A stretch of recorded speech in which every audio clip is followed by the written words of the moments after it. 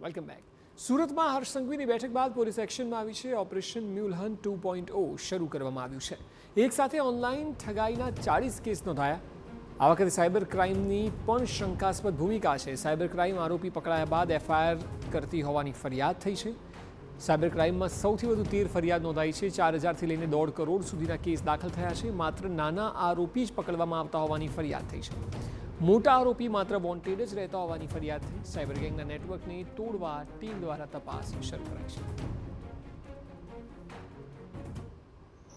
ગુજરાત રાજ્યના deputy CM દ્વારા જે રીતે અધિકારીઓ સાથે જે મિટિંગ કરી હતી અને ત્યારબાદ જે સૂચના આપવામાં આવી હતી કે ગુજરાતની અંદર જે રીતે સાયબર ફ્રોડના જે કિસ્સા વધી રહ્યા છે તેવા લોકો સામે જે કાર્યવાહી કરવામાં આવે તે આધારે સુરતની વાત કરીએ તો સુરત શહેરની અંદર પણ એક સાયબર જે ક્રાઇમના કિસ્સા સતત વધી રહ્યા છે. ત્યારે સુરત સાયબર ક્રાઇમ દ્વારા અલગ અલગ જે પોલીસ સ્ટેશનની અંદર સુરત સાયબરની અંદર પણ જે રીતે અલગ અલગ જે ફરિયાદો નોંધવામાં આવી છે અને તે અંતર્ગત અત્યારે જે રીતે જોઈ શકાય છે કે સાયબર સેલ દ્વારા આ અલગ અલગ જે આરોપીઓ છે તેમની જે ધરપકડ કરી છે. ઓપરેશન મ્યુલ એકાઉન્ટ જે 2 છે તે અંતર્ગત અલગ અલગ ઓનલાઈન ઠગાઈના જે 40 કેસ નોંધાયા છે તેની અંદર 20થી વધુ જે આરોપીઓ છે તેમની ધરપકડ કરી છે અને તેમને મેડિકલ ચેકઅપ માટે નવી સિવિલ હોસ્પિટલ લાવવામાં આવ્યા છે. કારણ કે જે રીતે સુરત સાયબર સેલ દ્વારા અલગ અલગ જે આ ગુનાઓની અંદર જે સંડોવાયેલા છે તે આરોપીઓ છે તેમની ધરપકડ કરવામાં આવી છે અને વધુ તપાસ છે તે શરૂ કરવામાં આવી છે.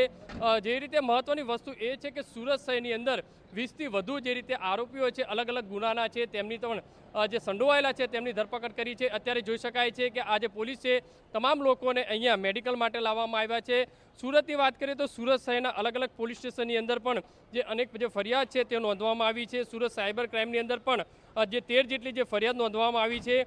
રૂપિયા 1.52 કરોડથી વધુનો જે ઘટસ્ફોટ જે કહી શકાય છે, છેતરપિંડીના જે કેસો છે સતત જે સામે આવી રહ્યા છે. લોકોને કોઈને કોઈ રીતે આ લોકો સાથે જે છેતરપિંડી કરતા હોય તેવા લોકો સામે હવે સુરત સાયબર ક્રાઇમ દ્વારા જે સકંજો છે તે કસવામાં આવ્યો છે. પણ મહત્વની વસ્તુ એ છે કે સૌથી વધુ જે સુરત સાયબર ક્રાઇમની વાત કરીએ તો સુરત સાયબર ક્રાઇમ દ્વારા જ્યારે પણ આરોપીઓ પકડાતા હોય છે ત્યારબાદ જ જે ગુનો નોંધવામાં આવતો હોય છે તે પણ એક ચર્ચાનો જે વિષય બન્યો છે. ત્યારે જોવાનું રહ્યું કે સુરત સાયબર ક્રાઇમ દ્વારા કઈ રીતની આવનારા દિવસોની અંદર કાર્યવાહી કરશે.